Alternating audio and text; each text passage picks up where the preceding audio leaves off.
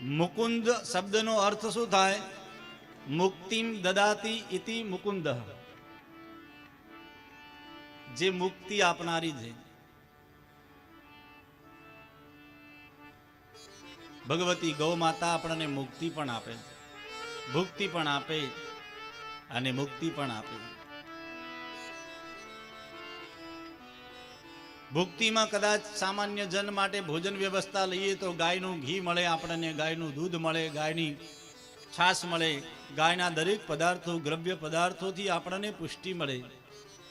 દેવાનામ રસવર્ધનમ, દેવતાઓને પણ પુષ્ટિ આપે છે ભગવતી ગૌ માતા.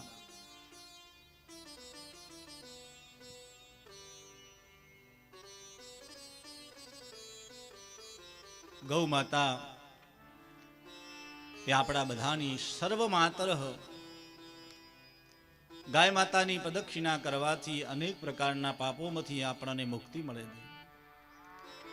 તો માં ભગવતી ગૌ માતાની ચરણ રજની અંદર આપણે બેસી,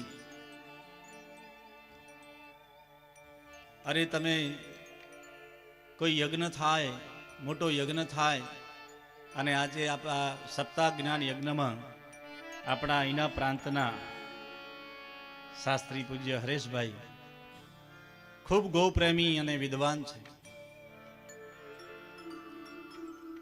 એમનું કાર્યશૈલી અને ગૌ માતા પ્રત્યે નિષ્ઠા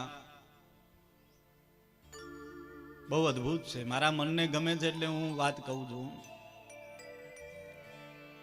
જ્યારે મોટા યજ્ઞો થાય, પ્રતિષ્ઠા થાય, 10 વિધિ સ્નાન થાય ને, તો એની અંદર પણ માં ભગવતીના દ્રવ્યો વપરાય છે.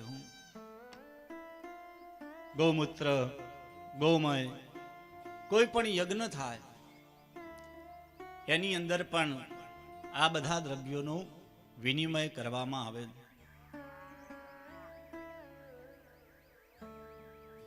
અરે યજ્ઞના પ્રારંભમાં પ્રાયશ્ચિત સંકલ્પ કરાવે ને, આ કોઈ બનાવેલી વાત નથી, આ પૂર્વ પરંપરાથી ચાલી આવેલા શાસ્ત્રો છે.